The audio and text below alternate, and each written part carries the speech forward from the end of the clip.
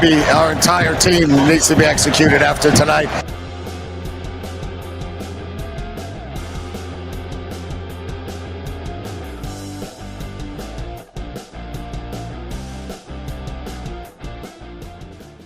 It's about I gotta say, it's the stupidest thing in sports. Gets the ball, gets back, pulls up for the win. Got it!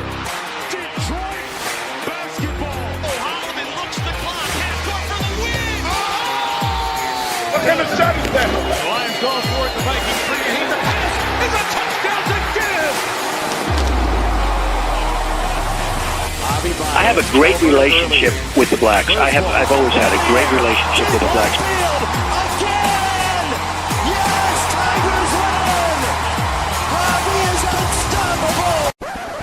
This is BS Sports. And away we go. Welcome one, welcome all. This was basically my feeling the entire weekend. Maybe our entire team needs to be executed after tonight. Thank you, Brian Kelly, because that is pretty much my commentary on Michigan State this weekend. We got a great show. We got a lot to talk about.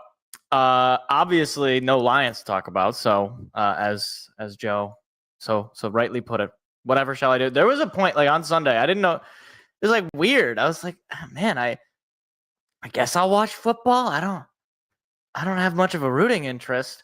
I guess I got to see, the Packers beat the Steelers, which was not happy. But I got to see it at least. I got to see Aaron Rodgers lose. It was kind of weird.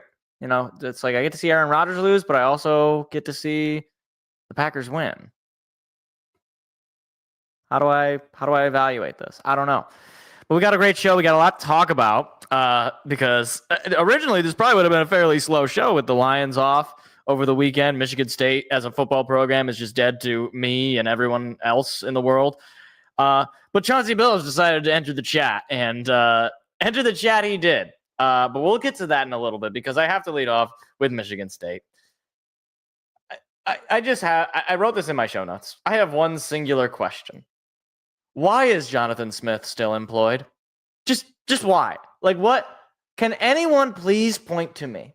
Anybody who is still somehow on the Jonathan Smith truther train, please point to me any singular example of something he has done that has made Michigan State football better. I'll wait.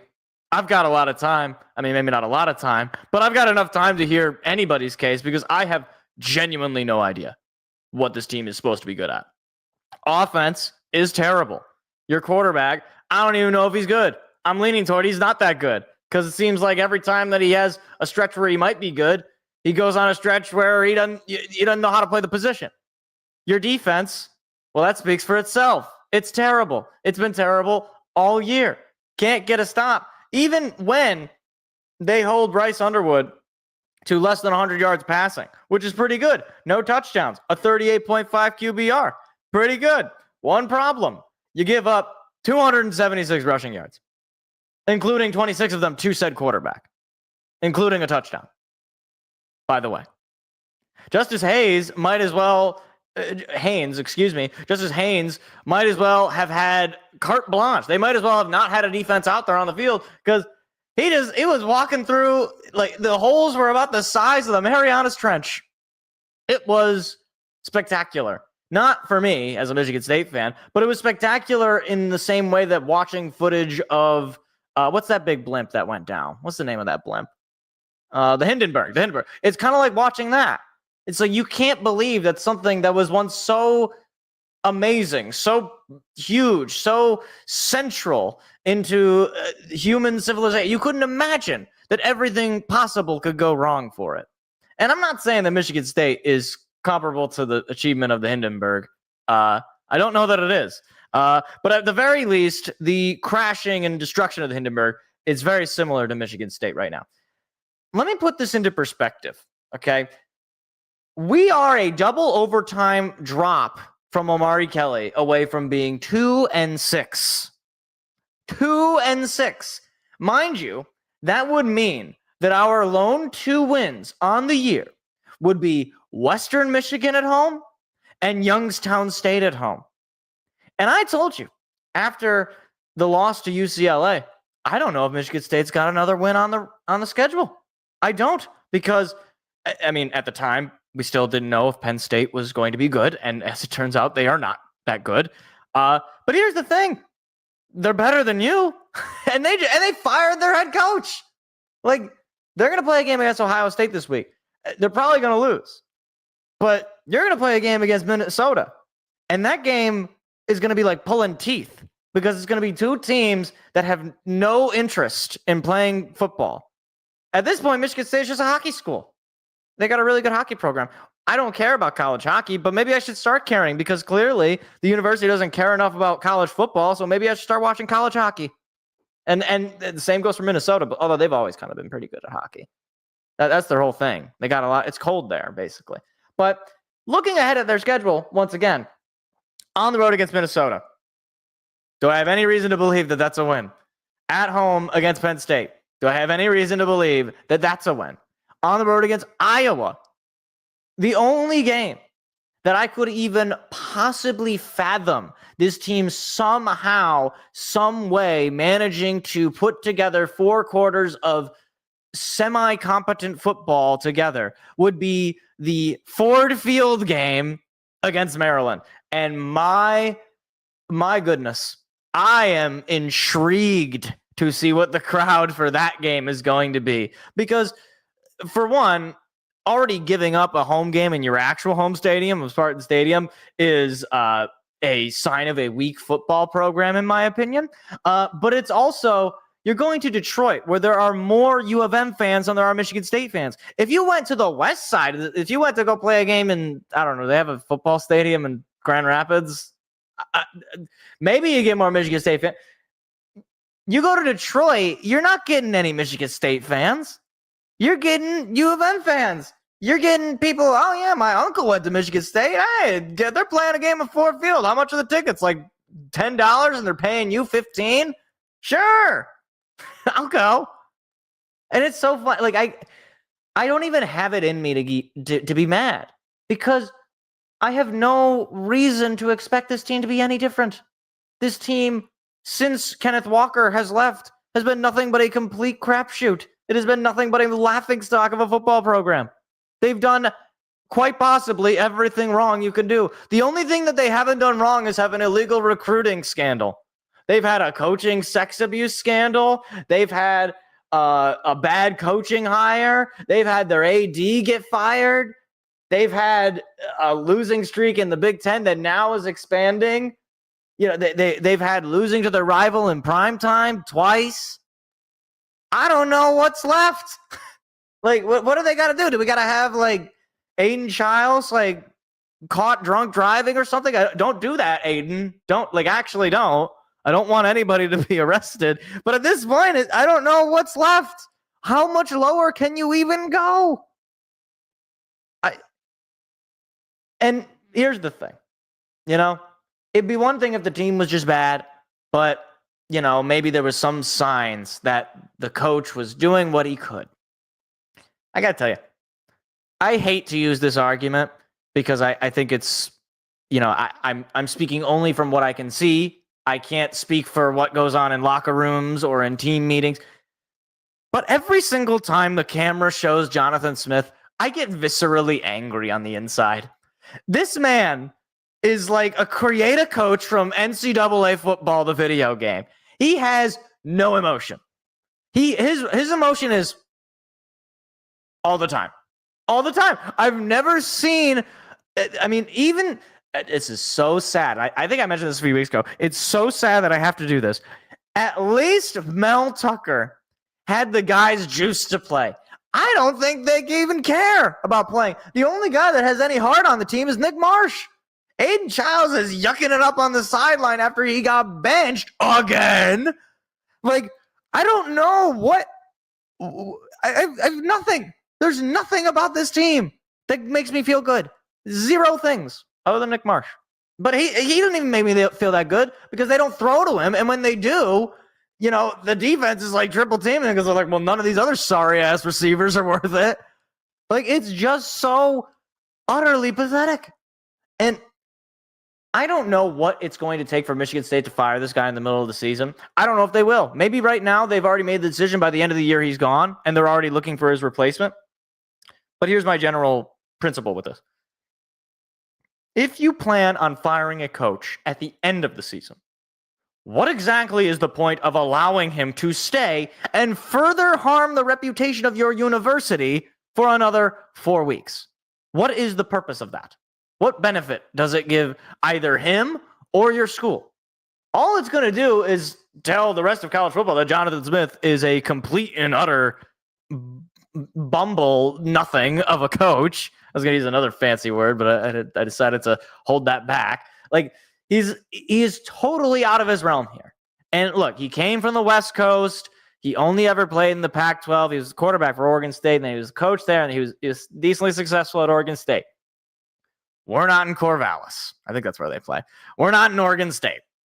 So I have no reason to believe in this guy. I don't know why he's got a job. Anybody provide anything that is redeemable about his role here. Once again, a dropped double overtime pass to Omari Kelly away from being 2-6 in year 2. In this era of college football, where guys like Kurt Cignetti out in Indiana or what's his name in Illinois can flip things around like that. Heck, even Vanderbilt is putting together a decent run here, and they might even be able to make the college football playoff. If I'm living in a world where Indiana, Illinois, and Vanderbilt are all 3 teams that could make the college football playoff, then I don't want to hear about Michigan State being a, bottom tier school, even from the Michigan faithful who will point this out that, look, outside of D'Antonio, and they're absolutely right, outside of D'Antonio, Michigan State has been terrible. Totally understood. And it's absolutely the case that that's true. But if Indiana can put together a top 3 AP poll season, then I'll be damned if Michigan State can't do it. And you want to know why I know that's absurd? Because they did do it. Not that in my lifetime they did it. Maybe we just got to bring back Mark D'Antonio, or at least his ghost, because by the end it wasn't great. I don't know.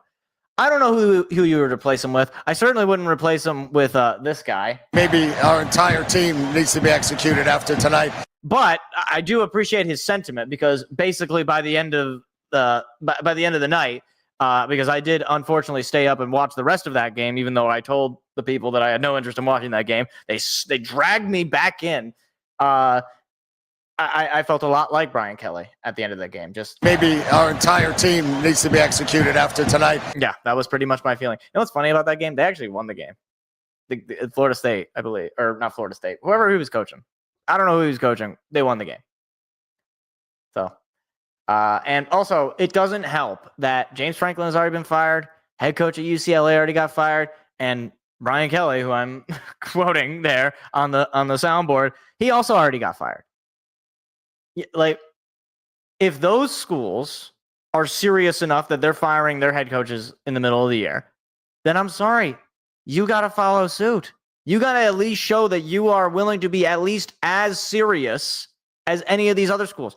And when 2 of them are in your conference, in Penn State and UCLA, one of which you already lost to, and the other which you will probably lose to later in the year, I got nothing. Like, you got to be able to show a pulse. And, I guess that's really the crux of this whole segment. Michigan State, we got nothing. We're like, it's Michael Corleone. Here, where's the drop? My offer is this. Nothing. That's Jay Blatt. That's Jay Blatt and Jonathan Smith when Spartan fans are like, hey, can we, show any sign of life? Just... My offer is this. Nothing. Thank you, Michael Corleone. All right. I got nothing more to say. Just fire the coach. I'm sure I'll talk about Michigan State as the year goes on, because I can't imagine things getting any better. It will only get worse. But I just fire the guy, please. For everybody's sake. For my sake, for the Spartan faithful's sake, for my poor father's sake. He wants to be able to enjoy college football again. Poor guy hasn't been able to enjoy college football in years. I haven't been able to enjoy college football for years. What about me? Anybody care about me? No? Okay. Moving on.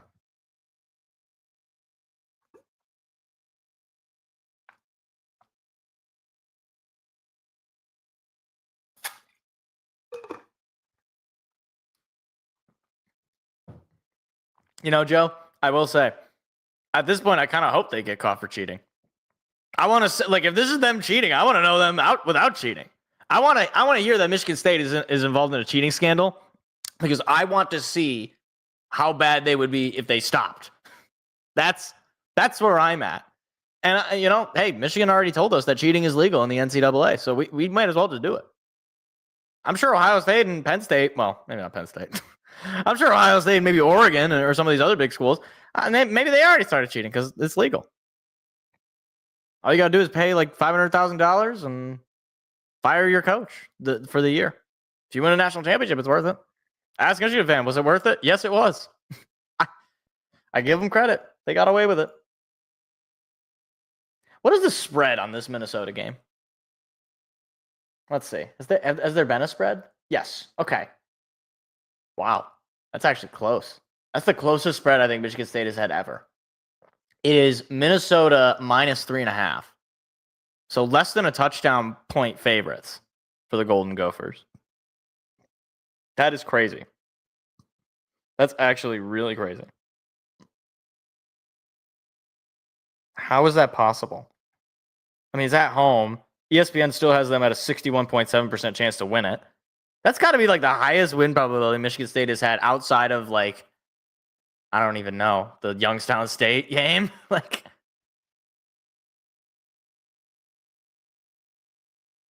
yeah, right. Like, this is I'm not taking them to cover. They haven't covered in weeks. They didn't even cover against Youngstown State, I don't think. I'm pretty sure Youngstown State covered the spread in that game. Let me check because they won 41-24. What was the spread? Yeah, Youngstown State covered. The spread was minus 27.5 Michigan State, and they didn't cover it against Youngstown State. The Penguins. That's actually their mascot. Do you want to know how they became the Penguins?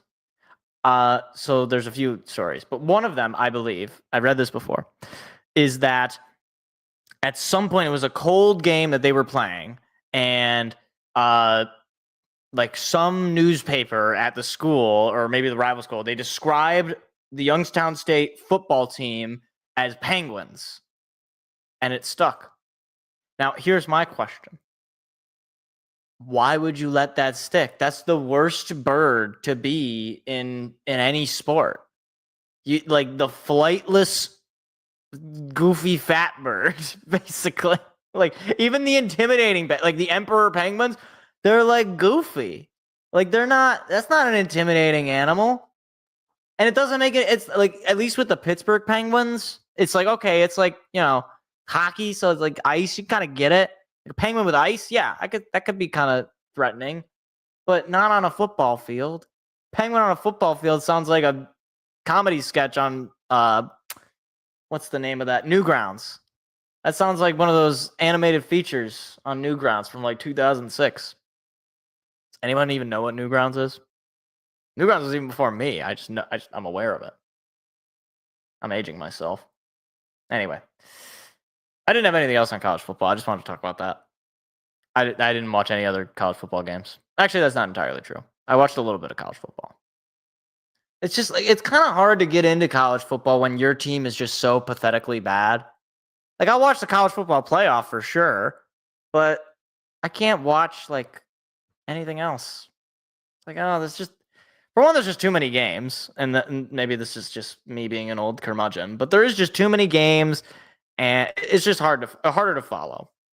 It's kind of like college basketball. It's like, let me know when the postseason starts. Once March Madness starts, that's when I'm really locked in. Although I do love Michigan State basketball. So hopefully they'll have a good year. Can I at least have that? Can I at least have a college basketball team that's good? That was fun last year. Jace Richardson, that was fun. I had fun last year. They won the Big Ten, got to the Elite Eight. They got destroyed in the Elite Eight, but that's okay. You got to the Elite Eight. You lost the number 1 seed. I can't be mad at that. I don't know, man. I don't know. Speaking of things I don't know, because these are smaller things that I want to point out. I had to apologize for something because I think I might have set a particular team up for failure, unfortunately. I I gave a little bit of praise to the Red Wings last week, as you might remember. There's a segment. You can go ahead and check out the video. I wouldn't recommend watching it now because it is aged very, very poorly. It aged about as poorly, like within the day, pretty much it aged. Now, to be fair, the Red Wings did win on Saturday. They had a crazy comeback win against the Blues, winning 6-4, 6 unanswered goals, which is nuts. I like when I saw the notification they won, I was like, what? How do they win? They were down 4-0. So that was crazy. I'm sure the fans at LCA had a good time. But prior to that, they lost back-to-back games to Buffalo and the Islanders, two teams that are not good. And not only did they lose, they got massacred in both of those games. So hopefully they get the win tonight against the Blues on the road. But I'm sure St. Louis is looking for revenge after blowing a 4-goal lead. So I just wanted to apologize to the Red Wings and to Red Wings fans because, yeah. Also, I'm not sure why the St. Louis Blues reporter is reporting from outside of his house. FanDuel Sports Network is like the most poverty network, despite the fact that FanDuel Sports probably makes like millions, if not billions of dollars from sports betting.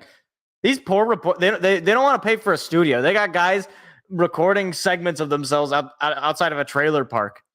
They got guys in parking lots of Walmart. It's like, hey, reporting in for the Blues.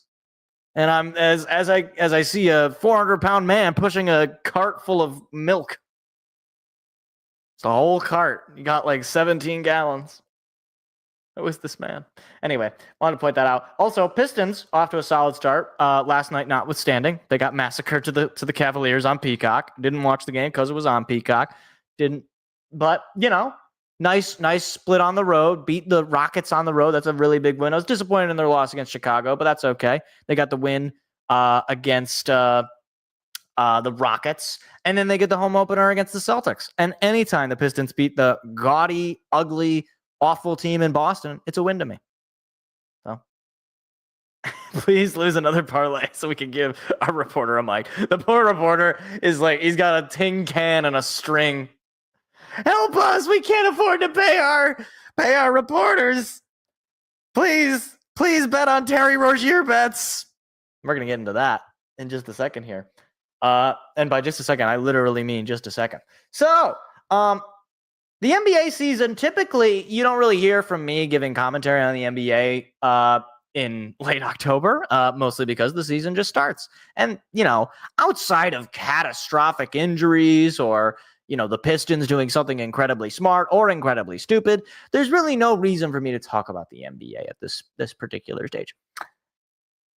And then, like a bat out of hell, Chauncey Billups enters the chat.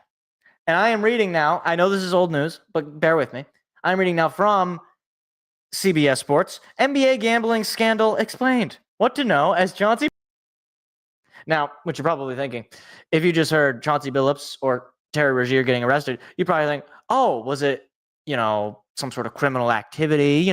Unfortunately, in pro sports, it's not that uncommon that players get involved in, say, domestic disputes or otherwise criminal activities.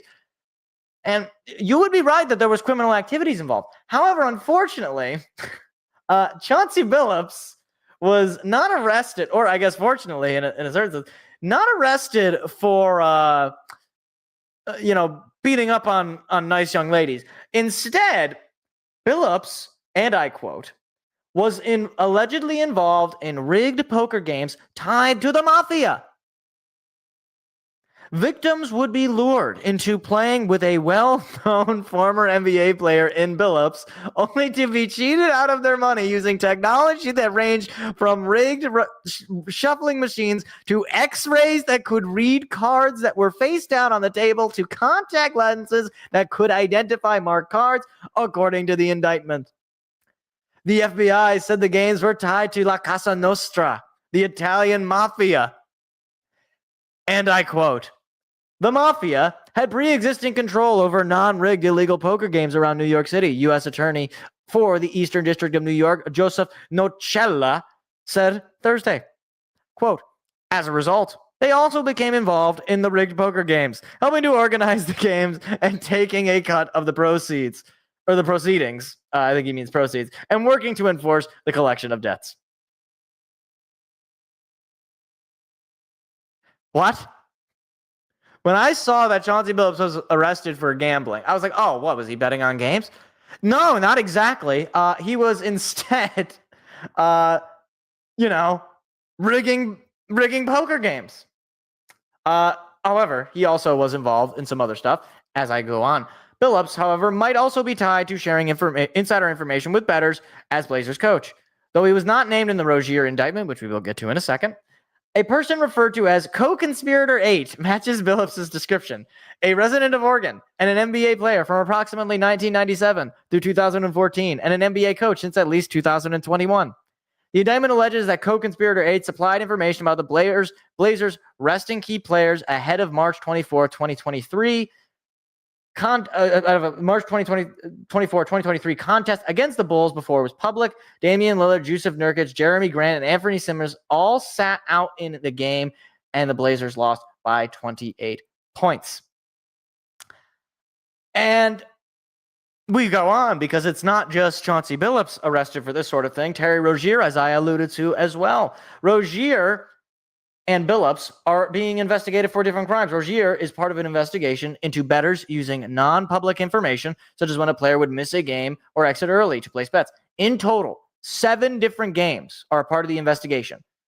And I won't go over the exact dates here, but it's Lakers, Bucks. We got Hornets, Pelicans, Trailblazers, Bulls, as was alluded to in the Chauncey Billups section. Magic, Cavs, Lakers, Thunder, Raptors, Clippers, and Raptors, Kings. None of the games involved so far were Pistons, obviously. But here's really the kicker. Rozier and others allegedly obtained insider information and passed it along to bettors. On March the 23rd, 2023, Rozier himself exited a game against the New Orleans Pelicans after 9 minutes and 34 seconds, during which he scored 5 points, pulling in 4 rebounds and dished out 2 assists. I love how they're still using like sports language, like, hey, he dug the ball 4 times. Like, come on, this is serious business. He allegedly shared with people close to him that he planned to leave the game early. That was his final game action of the 2023-2024 season. Members of the group being investigated allegedly placed more than $200,000 in bets on Rozier's underline across multiple prop bets. I got to tell you, and of course there's even more. Damon Jones, similar story. I'm not going to necessarily get into it, but basically giving information about games before it's public to bettors. And here is my main takeaway. Why, oh, why in the world are we still allowing sports betting in the year of our Lord 2025? And before all of you people who love to sports bet and say, what's the big deal? It adds some fun to the game. What's the big deal if I drop $10 on a parlay? What's the big deal? Clearly, the players can't handle it. Clearly, the leagues cannot handle it. Because, by the way, this isn't included in the story, Terry Rozier was investigated by the league, and what do you know? Their investigation came up with nothing. I investigated myself, and I realized I wasn't guilty. Wow. What a brilliant, brilliant thing we have going for us. We clear, obviously, like, I'm joking and I'm not joking. Clearly, players don't have the self-control. They just don't. Like, Terry Rozier, he's not a superstar. He's not, a Hall of Famer. Chauncey Billups is a Hall of Fame coach. So the fact that not a Hall of Fame coach, Hall of Fame player, and now a coach, no longer. I don't know why he would get involved in something like this. It's not as though he would be short of money. NBA coaches make millions of dollars. He made millions of dollars as a player, and he's a beloved figure, certainly in Detroit, but I would say even more so just in basketball circles in Denver. He was a big player at Colorado. Like, the idea that he needs money is ridiculous. And if he does need money, then like betting is the last thing he should be doing to try to get this. We are in a world where basically the benefits to allowing sports betting are the potential for players to rig games, helping sociopathic human beings bet on games and then harass players for not helping their bets. And I'm told that this is somehow a blessing of liberty, that this is like people's rights to do this. I will tell you, if you love sports betting, go to Vegas. If you love gambling, go to a casino.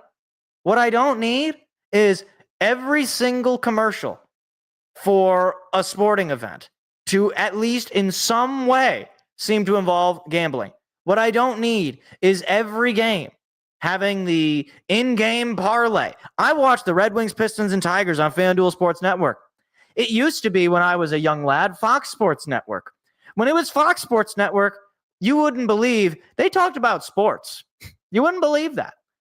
But ever since it became Bally Sports and then FanDuel Sports, every single game, you get your game parlay.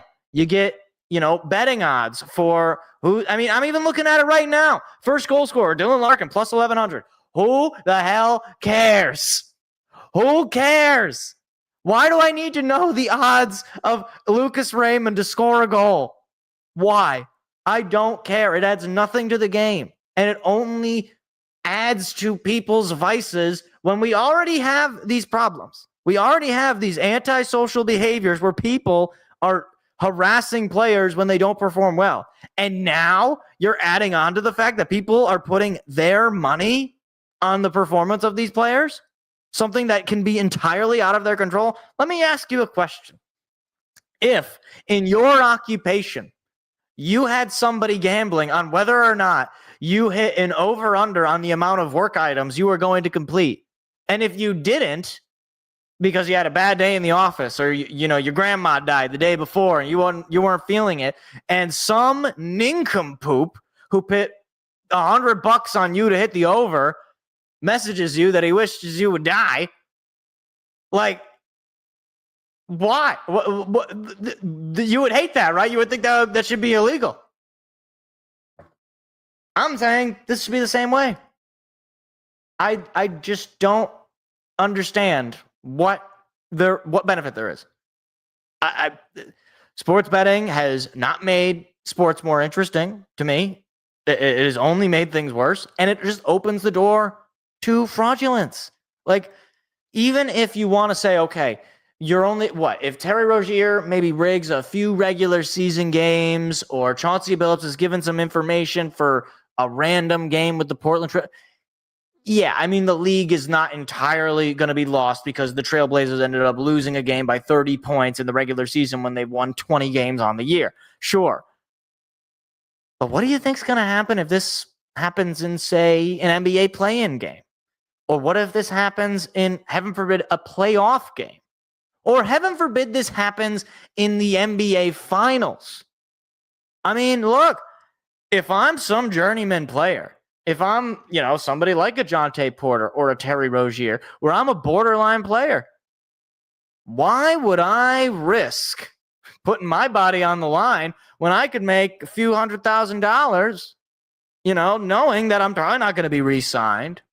I'm already evidently not very good with money. These players are making, I wouldn't say entirely rational decisions, but they're making decisions based on they think this is going to make them some more money. So, to me, just get rid of this. I mean, have a zero tolerance rule. If you want to bet on sports, go to Las Vegas. Go to a casino. We should not be having these apps on our phone that are notifying us about our bets. There's a million of these apps. Even if you want to say, well, let's just let it, let people make their own decision. How are you going to make your own decision when every single commercial, every sponsorship on a sports YouTube channel is going to be DraftKings or Prize Picks or Bet Online or FanDuel or Underdog, or the fact that I know all of these sports books is absurd. ESPN Bet, Fanatics Sportsbook. We all know that this is bad. We all know this does not help the sport. It only makes things worse. So I just say, go back to making it illegal. I don't think anybody's going to complain.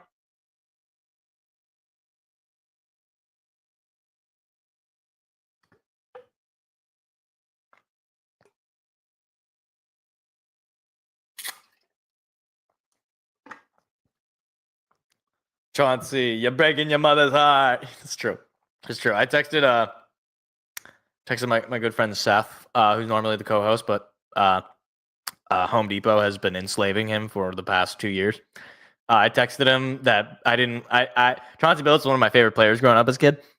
I didn't expect to now associate him with Joe Pesci from Casino.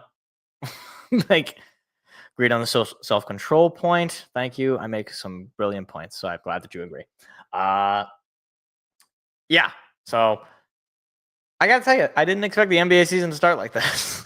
I had a lot of expectations, I guess, going into the NBA season. You know, what was Victor Wembanyama going to look like coming off of the blood clots? You know, are the Pistons going to be kind of off to the races with Asar Thompson now with a full year of training camp and such? I mean, he's been playing really well, but obviously now dealing with some injuries.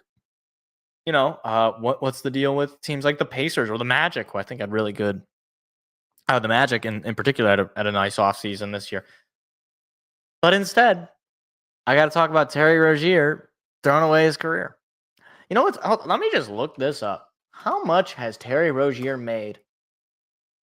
How much has he made? I mean, just as far as accolades go, he's, a journeyman. So he hasn't done anything. But in his career, he's averaged 13 points, 3 rebounds, and 3 assists, 41% from the field goal, 36% from 3. You know, he's not amazing, but he's managed to stay in the league since 2015. He's been in the league since I was in high school.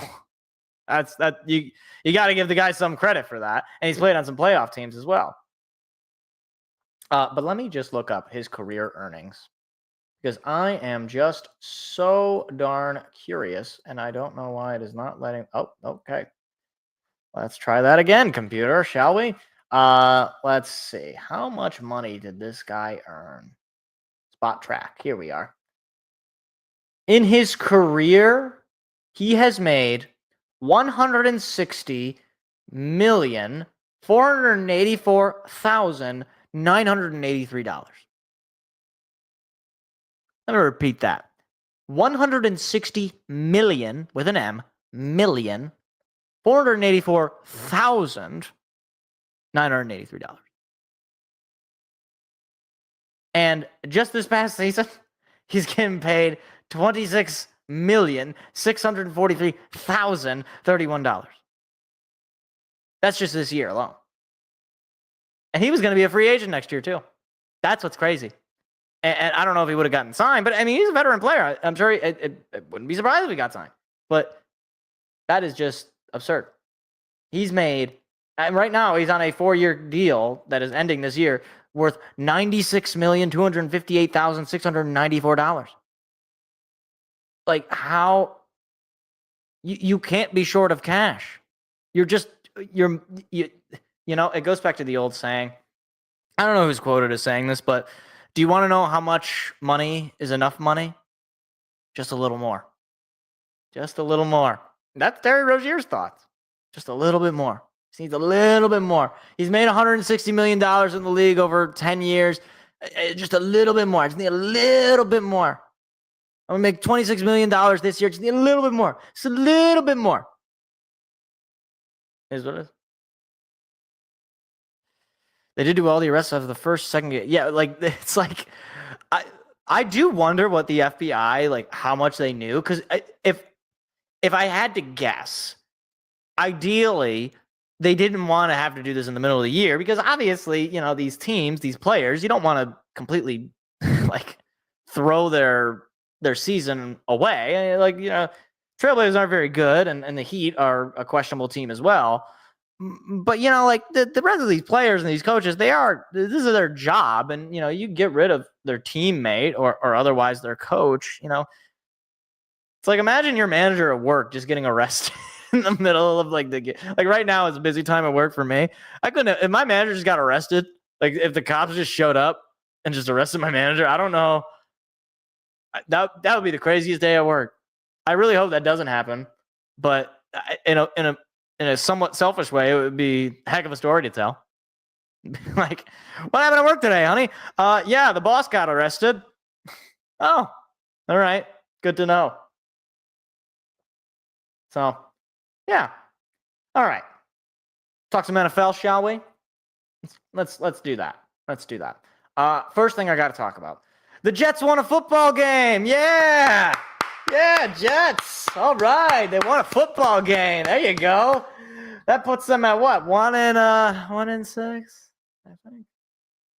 That's 1-7. They haven't won a home game yet, so they don't have that going for them. But they won a football game, and I don't want to say they did it looking good because they didn't.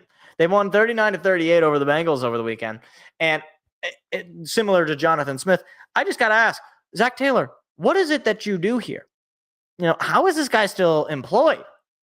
His team, since going to the Super Bowl and losing and blowing said Super Bowl, mind you, has done nothing but get worse year after year after year.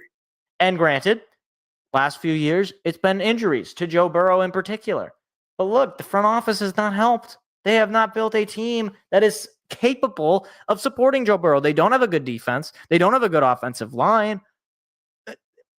And you just lost to the Jets. I mean, how do you lose to the Jets? You were up 24-13 going into the second half. There should have been no more scoring. Like it's the freaking Jets, man. Like they're so bad, and yet they won a game, and I'm happy for them. I truly am. Now, do I think that the Jets are going to win many more games? No, I don't. But they at least won this game, and it further exposes Zach Taylor, who is just a buffoon, just a silly man. They were up 31-16, and they lost the game. At the end of the third quarter, 31-16, and they lose the game. I don't care if Joe Flacco is your quarterback. You managed to do that. It's like a miracle of modern medicine, basically. We got to report. You know what we should do? We should report this to Pope Leo and see if maybe we can get some sort of miracle, some sort of canonization process start going here. Because Zach Taylor, despite not being dead, has performed a miracle. I don't know. We'll see. I also got to say, I would feel bad for Jamar Chase, but he decided he wanted to sign here. So you made your bed. Now you got to sleep in it, Jamar. Have fun. You and T. Higgins, enjoy your stay in Cincinnati. I would at least understand if it was like New York or LA or one of these other bigger, Cincinnati. What's there to do in Cincinnati? Watch a Reds game? I don't even think Reds fans want to watch Reds games. They made the playoffs this year. Well, if you count getting swept to the Dodgers making the playoffs, but it is what it is. But anyway, moving along. Cam Scatterbo and the New York Football Giants, they played a game, and unfortunately, Cam Scatterbo, his ankle fell off. It was dislocated. I don't mean to exaggerate. The Giants are a sad team. You would almost forget that they're actually 2-6 based on some of the vibes over the last few weeks, with Jackson Dart taking over and Cam Scatterbo kind of feeling like maybe this Giants team has got some spark. They're 2-6. They haven't won a road game all year. Brian, Daboll, isn't that his name? Daboll, coach? Pretty sure that's the coach. I don't know why I'm blanking on that. Isn't it Daboll? Hold on. No, I'm like, we have coach. Hold on. Roster. Is it on the roster? Practice squad. Injury reserve. Is there any? Where's the coach? It's Daboll, right? Isn't it Daboll? Say it on the roster. I swear. I'm pretty sure it's Brian Daboll. We're going to go with Brian Daboll. It's not Brian Daboll. I apologize, Brian Daboll. Brian Daboll, again, similar to Zach Taylor. What is it that you do here? I'm old enough to remember when in 2022, Lions were 1-6 and the Giants were kind of coming on with Daniel Jones and Brian Daboll. I remember listening to sports talk radio and hearing these buffoons. I mean, look, at the time, maybe it might have seemed more reasonable, but these buffoons talking about, man, Brian Daboll and Robert Saleh, those guys are way better. But of course, the Lions went and got this idiot, this fool, this meathead, Dan Campbell, instead of the genius of Brian Daboll and Robert Saleh. Fast forward, Robert Saleh no longer a head coach, and Brian Daboll might not be that far away. And what's even funnier is that very same year, the Lions beat the Giants and the Jets on the road, both times. I guess it's the same stadium, but you know what I mean. So, I don't know what the Giants are thinking. Maybe they got something with Jackson Dart. Probably not. I'm not a huge Dart believer. It's unfortunate with Scatteroo because, I mean, a dislocated ankle, that's like, how do you really come back from that? Like as a running back, there are injuries like you get like a clean broken leg. I know that sounds terrible. Something like what Aiden Hutchinson had. It's a clean break, you didn't have any permanent damage. Like you can come back from that and be basically fine. A dislocated ankle for a running back, and one like Scatteroo, who's like kind of a physical back. That's not good. That's not good. It's kind of like Todd Gurley. It was quick. Like he got hurt, and then he just went down. He just went down completely. Had that one season on the Falcons, and the only highlight I can remember of him is him accidentally scoring that touchdown on allowing the Lions to lead a game-winning drive and winning. It's the only thing I remember about that Todd Gurley season for the Falcons. He's good for Immaculate Grid if you need a Falcons-Rams player. Moving along, though. I just looked at my notes and Chauncey Billups playing Rig Mafia games. That's fun.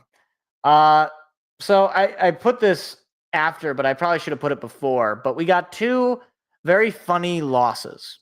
And I'm not going to give too much analysis on these losses, but I will point out that they are incredibly funny. So the first one was the Baltimore Ravens completely destroying the Chicago Bears. The Bears, who had a 6-0 lead going into the second quarter. Now, not that that's worth much of anything, but a 6-0 lead nonetheless. They go down 30-60. 30-16, I should say, for the rest of the game. Truly a work of art. And, you would think, oh, okay, so that means that, they Lamar Jackson was back, right? They lose to the Ravens, 30 points. The offense is cooking. Derrick Henry, 71 yards, a couple of touchdowns for him. Ravens are back, right? No. Okay, well, maybe it was Cooper Rush, right? He's former backup for the Cowboys. He had a decent stretch there, for the Cowboys a few years ago. No, it wasn't him. It was Tyler, I'm a Pro Bowler, Huntley. Tyler Huntley torched them for 186 yards and a touchdown. Got sacked twice for a loss of 8 yards. Didn't even play that amazingly. I mean, like a fine game, which I can't say the same for the former number 1 overall pick and can't miss prospect in Caleb Williams. Let me just get my invoke my inner Brian Windhorst. Is this guy just terrible at football? Is this did we just get sold a bag of goods about Caleb Williams? Actually, he's just not that good. Because let me put it into perspective. Okay, looking at his games, I know I said I wasn't going to do too much analysis, so just going to make fun of the jokes. But now I got to go on a rant here. Looking at his games, okay. Let me see. Game log? This is what I'm looking for. Looking at his games, okay. Week 1, 210 yards, threw 1 touchdown, was sacked twice, okay, in a loss against the Vikings on Monday Night Football, start of the season. Week 2, 19 for 30, 207 yards, 2 touchdowns, but an interception, and he got sacked 4 times in a 52-21 loss to the Lions, in which he was benched. Then he won a game against the Cowboys. Great success. Bounce back game, 19 for 28, 298 yards. 4 touchdowns, no picks. All right. Looking good. Then he wins a game against the Raiders, but just barely, and plays not good. 22 for 37, 212 yards, a touchdown and a pick. Not good. Okay. Then he plays a game against Washington. 17 for 29, 252 yards, 1 touchdown, and sacked 3 times. But they win. So you're like, okay, wasn't good, wasn't pretty, but a win is a win. And then, I like how I keep saying, and then they play a game against the Saints at home. 15 for 26, 172 yards, 1 interception, no touchdowns, sacked once. They won the game, but again, didn't look pretty. We are now, let's say, 1, 2, 3, 4, 5 total games removed from him having a good game. To put it into perspective, he has had a over 100 quarterback rating once this season. One time. It was against the Cowboys game. And even, let me see if we can even go back to his rookie year. How many times this guy had over 100 quarterback rating? He had it 1, 2, 3, 4, 5 times, 6 times. 6 times in a 17-game season, mind you. 6 times, 17 games. Last I checked, not good. Not good for a alleged number 1 overall pick can't miss prospect. And included in that last season were, of course, a losing streak that started in late October and went all the way to after Christmas. Literally, they didn't win a game until the next calendar year, which is actually really funny. So I don't look. When Caleb Williams got drafted, whenever I hear that there is a can't miss prospect, my initial instinct is that it's not true. That's my initial instinct. Basically, outside of like Victor Wembanyama or even Connor Bedard, as far as these kind of can't miss, there was nobody who I was like, whenever I heard this, I was like, we'll see. We'll see. And Caleb Williams just screamed USC Lincoln Riley merchant because he never won anything at USC. He did win the Heisman, but he didn't win anything for the team. He comes into the league, goes to a team that is infamously bad at drafting quarterbacks. And what do you know? He's having another year of struggles, despite the fact that he got his new head coach, his supposed offensive genius, and it's on him at this point. Like, I'm sure that he's trying. That's not the question. The question is, does he have it in him? And I think all evidence is a resounding no. He can turn it around. Absolutely. It's a second year in the NFL, and NFL careers have been revived after longer periods of badness. Okay? But this guy was taken number 1 overall and was supposed to be the can't miss prospect. He was supposed to be, the elite of the elite guy's going to be an MVP in 2 to 3 years. And not only does he not look like the MVP, he doesn't even necessarily look like a starter. I'm just saying. So anyway, and as I was saying, I wanted that to be the short segment, but we'll make this one much shorter because I just anytime I got a rant about Caleb Williams, I take that opportunity. The Cowboys lost 44-24 to the Broncos. This was very funny to me. This was America's Game of the Week on CBS. So this was the game that I had the pleasure of getting to watch. And, okay, so I heard a stat, and I actually don't know if this is true. I'm going to check this. I'm checking this right now. Okay, that is, let's see, stats. There's no way. Okay. Yeah, no, that's not true. Why? Where did I hear this? I heard a stat that something like Joe Milton had passed for more touchdowns than Dak did this year, and that's obviously not true. It must have been some particular stat. I don't know what it was. Either way, the Cowboys are once again showing their behinds. I will give them consistency reward because they scored a touchdown in every quarter except the first. So that's pretty good. Good for them. But no, the Cowboys are just why in the world did they trade Micah Parsons, man? I mean, this defense could be so much better with Micah Parsons. I mean, every defense would be so much better with Micah Parsons. Just ask the Packers. Every time I watch the Cowboys, it's like I get pleasure watching them lose, obviously, because it's the Cowboys, and watching them lose is about as fun as watching my team win. But man, they are just so embarrassingly bad. They are just when they thought they were in, they just get yanked right out. I feel sorry for basically nobody, at least in the ownership of the Cowboys, because look, you did this to yourself. And they got a Monday night game against Arizona this week. That's got to be a get-right game. But then they got to go on the road against the Raiders. That should be another easy one as well.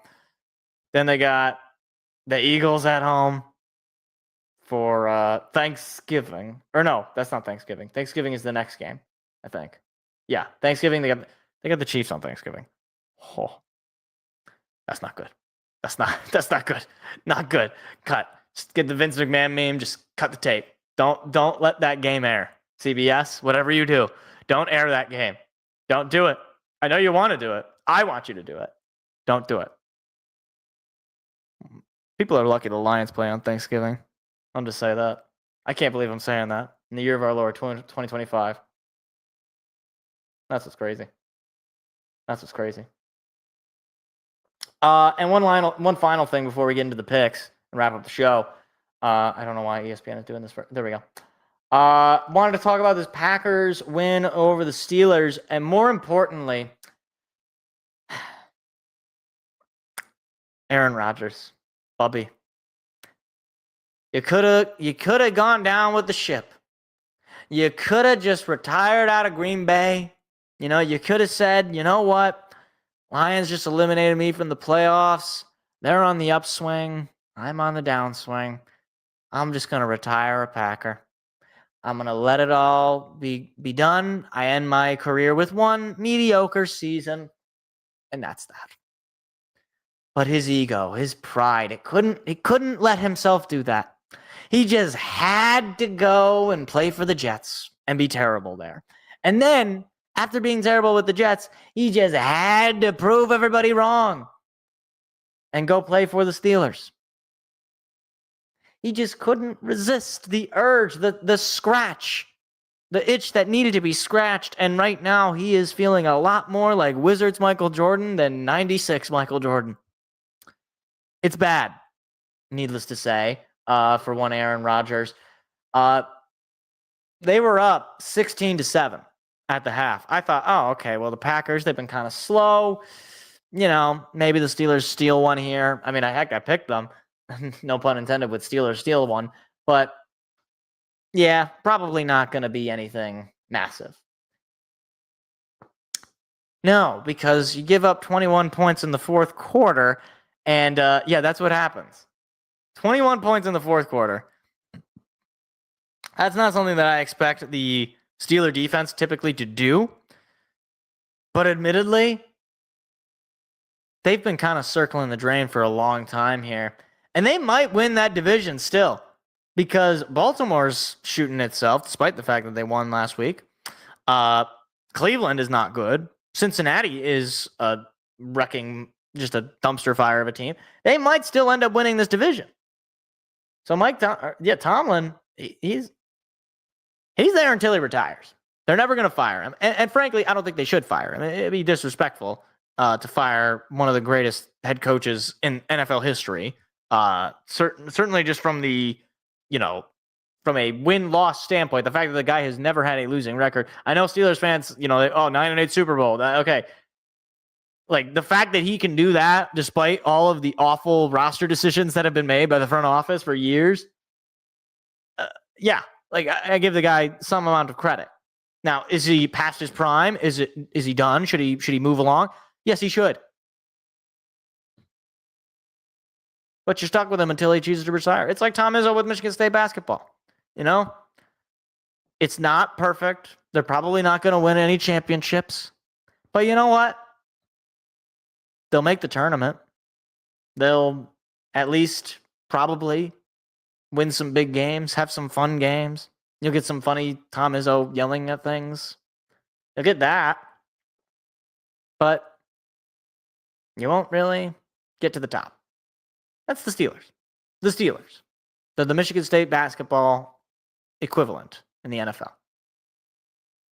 Why is it a depressing show? This is a really sad show. I just want to get everybody really sad and angry. That's what I was hoping for.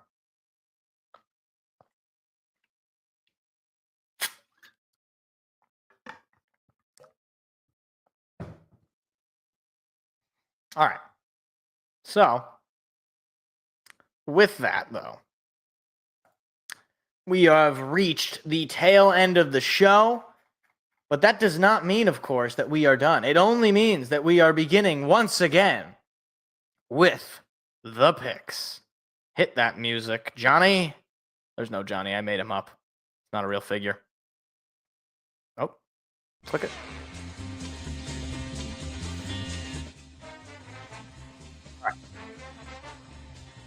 Okay, last week, I don't want to talk about last week. Don't watch that video and point out all the ones that I got wrong. Don't do that. That'd be mean. That'd be cruel, and I wouldn't approve of that. It'd be very uncharitable of you to do that. So don't do it. All right, this week, Thursday Night Football, Ravens at the Dolphins. Seth already got his picks in. He's taking the Ravens, and I am going to concur. Look, the Dolphins, they got a big win last week, I guess. I don't think anybody was expecting the Dolphins to win against, wait for it, the Falcons, except for maybe Falcons fans because they've been used to this sort of thing. Yeah, I mean, I don't know if Lamar Jackson is coming back. Do I really think that I think if you put Tyler Huntley in and if Derrick Henry can play decently, you'll be able to score enough points to beat the Dolphins. They're just so bad. Talk about a dead man walking as a head coach. Mike McDaniels, he managed to extend his coaching tenure by at least a week with that win last week. So, yeah, tough stuff. Then we got the Bears at the Bungles. Seth is taking the Bungles in this one. Oh, my gosh, this is the worst. Oh, man, I don't know who to choose. Oh, man. You know what? I'm going to go with the Bears. I feel like a bounce-back week. The old up-down theory, though. The only thing is, with the up-down theory, the Bengals will be up as well. It's at Cincinnati. I'm still going to go with the Bears. As much as I was dogging on Caleb Williams, I do think he can put together an overall better game than Joe Flacco. And watch, that's going to be it's going to be clipped out, and Joe Flacco's going to throw for 350 yards and 3 touchdowns, and Caleb Williams is going to be benched in the third. Yeah, give me the Bears. I just bounce back. That's pretty much all I got. I got nothing else. Vikings at the Lions. Lions coming off of their bye. Seth's taking the line. Yeah, no, we're not even going to discuss this. J.J. McCarthy is going to be starting. Carson Wentz is done for the year. I don't even know if J.J. McCarthy is fully healthy, but he's probably going to be starting. I don't know who their third backup is. The Vikings are very bad. They do not have a quarterback, and that's finally coming to bite them. Kevin O'Connell, I really like him as a head coach. I think he is one of the better head coaches in the league. But the poor guy has never had a consistent quarterback to hold his team together. Give me Detroit. Coming off the bye. More healing from injuries. Brian Branch from the suspension. Yeah, give me Detroit. Panthers at the Packers. No discussion here. Packers. As ugly as the Packers have played the last few weeks, last week notwithstanding, they're playing Bryce Young. And that's all I have to say about that. Broncos at the Texans. Seth is taking the Broncos. I am going to agree. Look, last week, the Texans decided to actually show up and play some offensive football. And they managed to get a win against the 49ers that people are nobody's talking about the fact that the Texans beat the 49ers. Like, anybody pointing out the fact that the 49ers just fell apart? No? Just me? Okay. That's fine. But anyway, I think the Broncos are going to win this. Bo Nix played an excellent game last week. He's going to be up against a really tough defense in Houston. If they can put together a few nice drives, I just don't think the offense of Houston is going to be able to do much against that Bronco defense, which is actually also very good. So give me Denver. Falcons at the Patriots. Seth is taking Los Patriots. Yeah, hard to pick against them at this point. Look, I haven't talked about it, but Drake May having a heck of a second year. He is leading that Patriots team to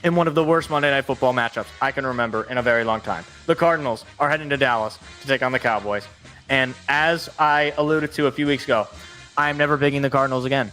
So that unfortunately puts me in the absolutely awful position to take the Cowboys, just like Seth. Seth is also taking the Cowboys. I don't have further commentary. The Cowboys defense stinks, but the Cardinals offense stinks even more. So, yeah. Dak Prescott to CeeDee Lamb a couple of times, and that will be enough. I'm sure Troy Aikman will really enjoy calling that game. All right. Rounding it out, Ravens at the Dolphins. We are both taking the Ravens. Bears at the Bengals. I am taking the Bears. Seth is taking the Bengals. Vikings, Lions. We are both taking the Lions. Panthers, Packers. We are both taking the Packers. Broncos, Texans. We are both taking the Broncos. Falcons, Patriots. We are both taking the Patriots. 49ers, Giants. We're both taking the 49ers. Colts, Steelers. We're both taking the Colts. Chargers, Titans. We are both taking the Chargers. Saints, Rams. We're both taking the Rams. Jaguars, Raiders. We are both taking the Jaguars. Chiefs, Bills. I am taking the Bills. Seth is taking the Chiefs. Seahawks, Commanders. We are both taking the Seahawks. And Cardinals, Cowboys. We are both taking the Cowboys. And those are your NFL Week 9 picks. Fun stuff. Fun stuff.